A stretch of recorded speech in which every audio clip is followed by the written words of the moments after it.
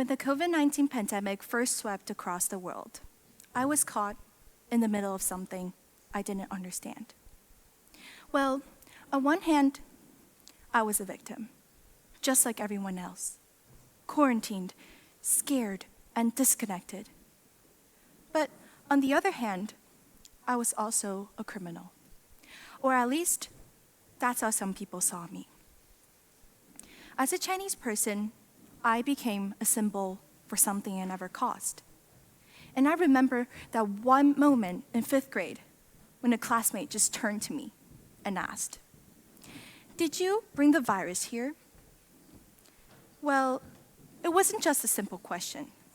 It was a confrontation, one that made me feel ashamed of who I was, one that made me question whether I could ever fully belong and achieve my dreams. And for a long time, I just simply let that fear limit me. But here's the truth. Dreams, they're never achieved in silence. In fact, they are built through resistance. Through standing up for yourself, even when your voice shakes. Through facing injustice, even when it hurts. And that's why the story of Elizabeth Sod in the novel Lessons in Chemistry resonated so deeply with me. Because, like me, Elizabeth was defined by others before she had a chance to define herself. And, like me, she chose not to accept to those limits.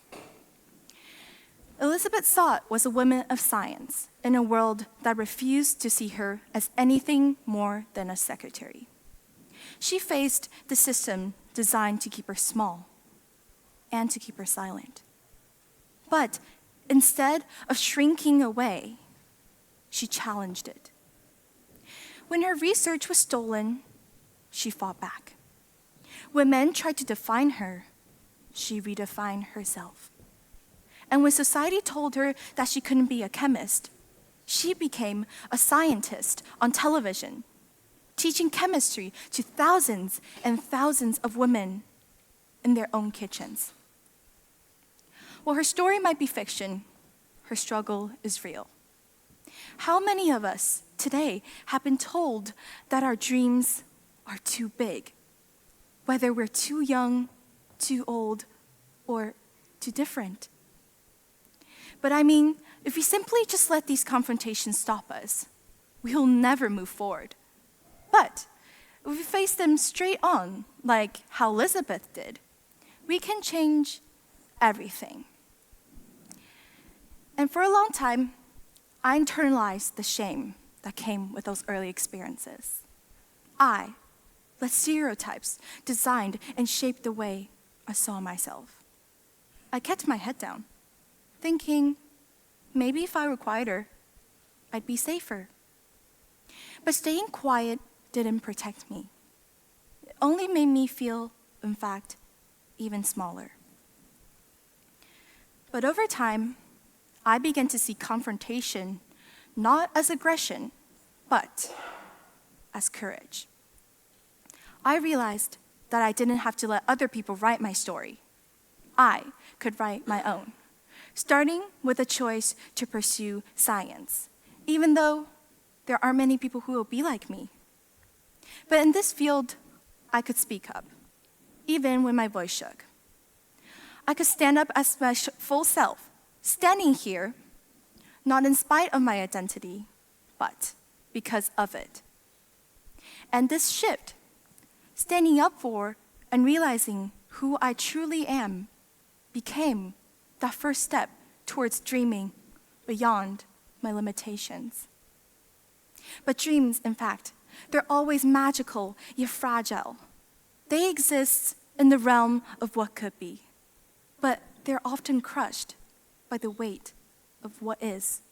Society, expectations, fear, these are the walls that box us in.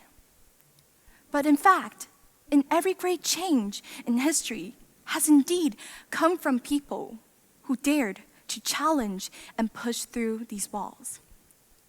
I mean, think about the scientists who defied convention, the activists who stood against oppression, and the dreamers who refused to take no for an answer.